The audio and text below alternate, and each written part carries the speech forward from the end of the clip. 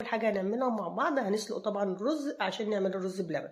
معايا 4 كوبايات ميه، عليهم كوبايه من الرز المصري المغسول ومتصفي. اي كوبايه تعايري بيها بقى براحتك.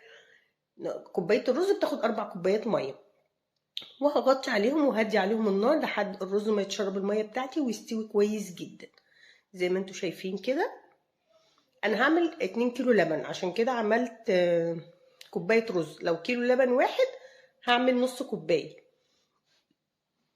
بعد كده عندي اللبن بتاعي بيكون بارد، لبن كامل الدسم، بيكون بارد مش مغلي.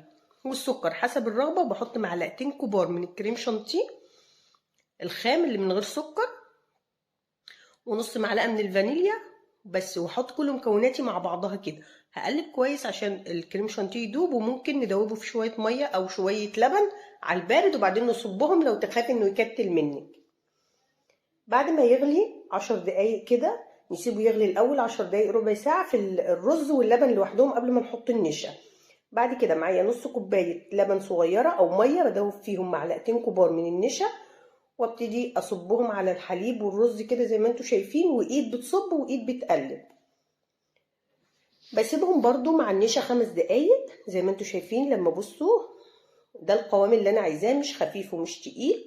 لو حسيتيه خفيف قوي حطي له معلقه نشا كمان. وبعد كده بصبه في الكوبايات بتاعتي، وبسيب نص الكوبايه فاضيه لان انا لسه هعمل طبقه تاني.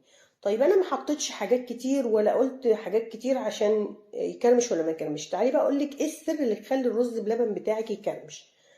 انك تغطيه بس كده، والله ما تعملي اي حاجه، اعمليه بالطريقه اللي تريحك.